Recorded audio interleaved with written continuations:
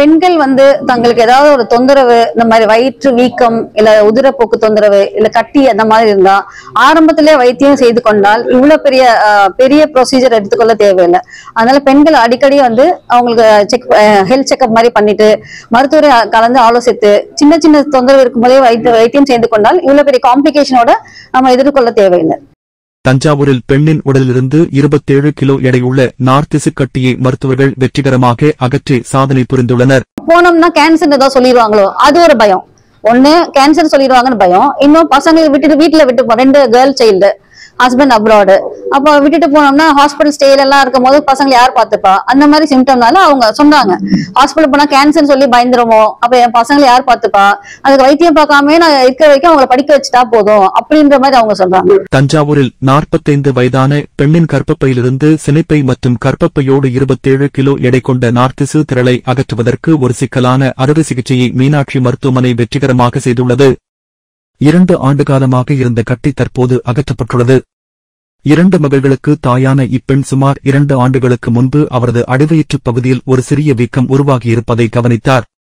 இந்த தசைத்திரளானது படிப்படியாக வளர்ச்சியடைந்து வயிற்றுப் பகுதியில் பிறருக்கு தெரியக்கூடிய அளவிற்கு பெரிய படைப்பாக மாறியது.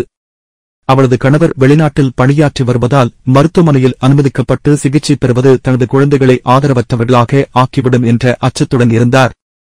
சமீப வாரங்களில் இந்த தசைத்திரளானது மிகப் பெரிதாக வளர்ச்சியடைந்ததால் சுவாசிப்பதே அதிக சிரமமானதாக இருந்ததால் மருத்துவ சிகிச்சையை பெற்றார். பெண் பாலுறுப்பியல் துறையின் முதுநிலை நிபுணரான டாக்டர் நிர்மலாவின் தலைமையில் இயங்கிய அறுவை சிகிச்சை குழுவில் மருத்துவர்கள் அரிமாணிக்கம், வினோதா தேவி ஆகியோர் இந்த சிகிச்சையை வெற்றிகரமாக செய்து 27 கிலோ எடை கொண்ட கட்டியை அகற்றினர். பெண்கள் வந்து தங்களுக்கு ஏதாவது ஒரு தொந்தரவு, இந்த மாதிரி வயிற்று வீக்கம் இல்ல உதிரப்போக்கு தொந்தரவு இல்ல கட்டி அந்த மாதிரி இருந்தா ஆரம்பத்திலே வைத்தியம் செய்து கொண்டால் இவ்வளவு பெரிய ப்ரொசீஜர் எடுத்துக்கொள்ள தேவையில்லை. அதனால பெண்கள் அடிக்கடி வந்து அவங்களுக்கு ஹெல்த் செக்அப் மாதிரி பண்ணிட்டு மருத்துவரை கலந்து ஆலோசித்து சின்ன சின்ன தொந்தரவு இருக்கும்போதே வைத்தியம் செய்து கொண்டால் இவ்வளவு பெரிய காம்ப்ளிகேஷனோட நம்ம எதிர்கொள்ள தேவையில்லை.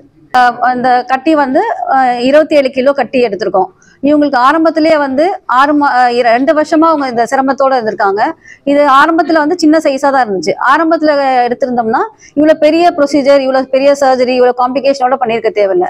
அவங்க கேர்லெஸ்ஸா இருந்து வளர விட்டதுனாலதான் இப்ப 27 கிலோ வளர்ந்து இவ்வளவு காம்ப்ளிகேஷனோட ஹை ரிஸ்கா பண்ண மாதிரி இருந்தது. நீங்க ஸ்டார்டிங்ல அவங்க ட்ரீட்மெண்ட் வந்து பயப்படாம, இப்ப ஃபேமிலி கமிட்மெண்ட்ஸ் அப்படி பண்ணிட்டு அவங்களோட ஹெல்த் கேர் பண்ணாம இருக்காம ஒழுங்கா வந்து அவங்களுக்கு தொந்தரவு இருந்தா ஃபேமிலி கமிட்மெண்ட்ஸ் இருந்தாலுமே மருத்துவரை அணுகி பரிசோதனைக்கு செய்து கொண்டு வைத்தியம் செலுத்திக் கொண்டு.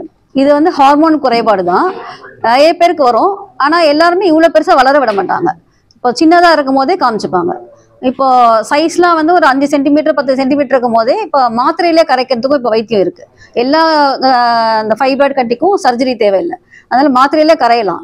ஆனா நீங்க வந்து ஸ்டார்டிங்லேயே காமிக்கணும். நல்லா பெருசா வளர விட்ட பிறகு மாத்திரையோட எஃபெக்ட் இருக்காது, அப்போ சர்ஜரி தான் தேவைப்படும். 6 மாசம் சைஸ் ஒரு தொப்புள் கிட்ட வரைக்கும் இருந்திருக்கு. அவங்க வந்து பசங்க படிப்பு, ஒரு பொண்ணு நீட் படிக்குது, காலேஜ் படிக்குது, அந்த மாதிரி சொல்லிட்டு ஹஸ்பண்ட் அப்ராடு. அப்போ அவங்களுக்காக தனியா வந்து இப்போ டைம் எடுத்து ஹாஸ்பிட்டல் போற டைம் எடுத்து நம்ம ஹாஸ்பிட்டல் போயிட்டோம்னா பசங்க படிப்பு யார் பார்த்துப்பா, ஹஸ்பண்ட் அப்ராட்ல இருக்காங்க, நம்ம ஹாஸ்பிட்டல் ஸ்டே அது மாதிரி யோசிச்சே அப்படி நாள் தள்ளியிருக்காங்க. இப்போ சிரமப்பட்டே தான் அவங்களுக்கு தெரிஞ்சிருக்கு. அது இல்லாம இன்னொன்னு வந்து போனோம்னா கேன்சர் ஏதாவது சொல்லிடுவாங்களோ அது ஒரு பயம். ஒண்ணு கேன்சர் சொல்லிடுவாங்கன்னு பயம், இன்னும் பசங்களை விட்டுட்டு வீட்டுல விட்டு 2 கேர்ள் சைல்டு, ஹஸ்பண்ட் அப்ராடு, அப்போ விட்டுட்டு போனோம்னா ஹாஸ்பிட்டல் ஸ்டேல எல்லாம் இருக்கும் போது பசங்களை யார் பார்த்துப்பா, அந்த மாதிரி சிம்டம்னால அவங்க சொன்னாங்க ஹாஸ்பிட்டல் போனா கேன்சர் சொல்லி பயந்துருமோ, அப்ப என் பசங்களை யார் பார்த்துப்பா, அதுக்கு வைத்தியம் பார்க்காம நான் இருக்கிற வரைக்கும் அவங்களை படிக்க வச்சுட்டா போதும் அப்படின்ற மாதிரி அவங்க சொல்றாங்க.